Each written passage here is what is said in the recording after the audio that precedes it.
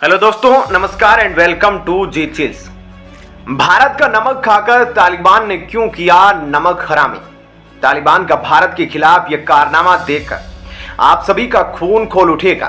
तालिबान ने कैसे घोंपा भारत के भरोसे के पीठ पर धोखे का खंजर।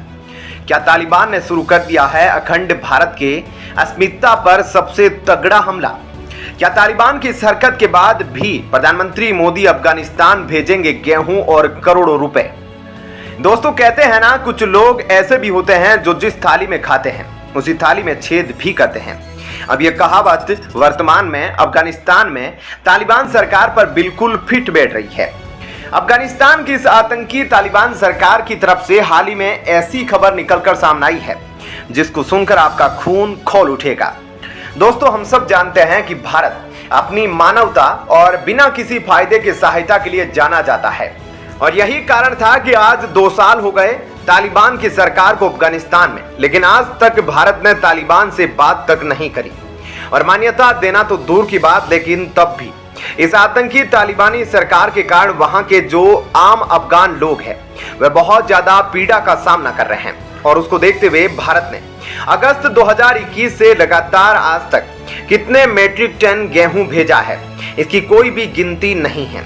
इसके अलावा जब अफगानिस्तान में भूकंप आया था तब भारत ने कितनी चिकित्सीय सहायता करी, कितनी मेडिसिन और जरूरतमंद दवाइयां भेजी, उसकी भारत बात भी नहीं करता। लेकिन दोस्तों, इस इस्लामी आतंकी सरकार का दिमाग इतना खराब हो चुका है कि जो देश उसकी मदद करता है यह उसी को डसने लगता है। अब दोस्तों, हुआ यह है कि हाल ही में अफगानिस्तान की तालिबानी सरकार ने एक फतवा जारी करते हुए यह हुक्म दिया है कि अफगानिस्तान में रहने वाले अन्य धर्म के लोग यानी कि हिंदू, सिख और जो ईसाई है वह अब अपने त्योहार को खुले तौर पर नहीं मान सकते। मतलब अब अगर उन्हें होली, दिवाली जो भी मनाना है वह सब अपने घर के अंदर मना सकते हैं, बाहर नहीं। और इतना ही नहीं, तालिबानी सरकार ने एक और आदेश दिया जो कि अन्य धर्म की महिलाओं के लिए है। उनको भी अब मुस्लिम महिलाओं की तरह बुर्का पहन के चलना पड़ेगा, वह भी सर से लेकर पांव तक। अब तालिबान की आतंकी सरकार के इस फतवे के बाद सबसे ज्यादा जो लोग परेशान हो रहे हैं वह हैं अफगानिस्तान में रहने वाले कुछ हिंदू लोग और कुछ सिख लोग, जिन पर यह नियम जबरदस्ती थोपा जा रहा है।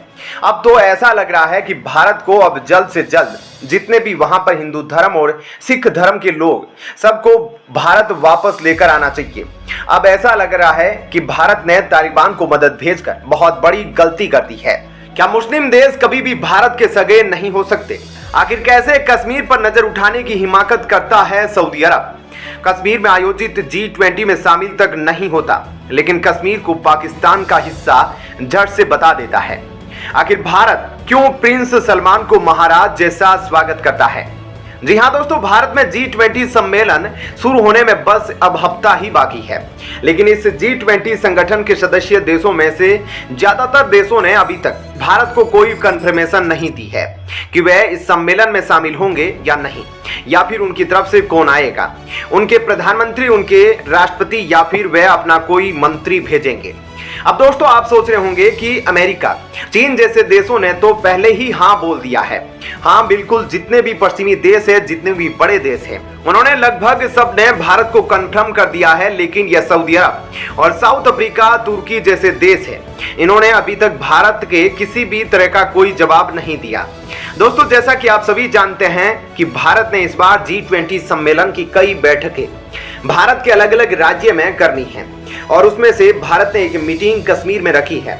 और इसी को लेकर जब भारत ने इसका इस साल ऐलान किया था तब पड़ोसी देश पाकिस्तान ने इस पर ऑब्जेक्शन उठाया था, और पाकिस्तान ने अलग अलग मुस्लिम देशों से यह अपील की थी कि वह भारत की इस मीटिंग का बॉयकॉट करें। और इसमें पाकिस्तान के मुस्लिम मित्र देश सऊदी अरब और तुर्की जैसे देश शामिल थे। और दोस्तों, अब लग रहा है कि बात बिल्कुल सच हो गई है, क्योंकि यह तुर्की और सऊदी अरब में एक बार फिर से पाकिस्तान को कश्मीर का सपोर्ट करते हुए अभी तक भारत को कुछ कंफर्म जवाब नहीं दिया। दोस्तों, तुर्की का तो सबको पता है वह भारत से कितना जलता है, लेकिन बात सऊदी अरब की है। हालांकि यह पहली बार है जब सऊदी अरब ने पहली बार ऐसा किया। इससे पहले भी सऊदी अरब ऐसा कर चुका है। जब 2020 में सऊदी अरब G20 की अध्यक्षता कर रहा था तब उसने अपना नया नोट छापा था। उसमें भी सऊदी अरब ने कश्मीर को पाकिस्तान का हिस्सा दिखाकर भारत के मैप से छेड़छाड़ करी। जिसके बाद जब भारत ने शिकायत करी तो सऊदी अरब ने नोट वापस लेकर नया नोट छापा। लेकिन दोस्तों लगता है कि भारत को भी अभी सऊदी अरब के साथ इस तरह की लड़ाई करना चाहिए जैसा सऊदी अरब भारत के साथ करता है। अब भारत को भी सऊदी अरब के प्रिंस के साथ कोई मेहमान नवाजी करने की जरूरत नहीं। आपको क्या लगता है, क्या G20 के ठीक बाद सऊदी अरब के प्रिंस सलमान को स्पेशल ट्रीटमेंट देनी चाहिए या नहीं? नीचे कमेंट में बताएं। लेकिन दोस्तों मुस्लिम देश किसी के सगे हो ना हो, एक देश है भारत का, हमेशा से एक देश सगा रहा है, वह है रूस, भारत का सच्चा साथी। आखिर कैसे भारत और रूस मिलकर तोड़ सकते हैं सऊदी अरब की कमर? रूस ने भारत को दिया एक और बड़ा तोहफा, अब मुस्लिम देशों की बखिया उधेड़ देगा भारत। क्या रूस के इस फैसले से भारत में पेट्रोल और डीजल के दाम बेहद कम हो जाएंगे? कैसे? दोस्त रूस ने भारत को दिया इतिहास का सबसे बड़ा खजाना। क्या अब यूक्रेन युद्ध में भारत खुलकर मदद करेगा रूस का? रूस ने पूरा का पूरा एक तेल का आइसलैंड ही भारत के नाम किया। भारत में आने वाली है तेल क्रांति।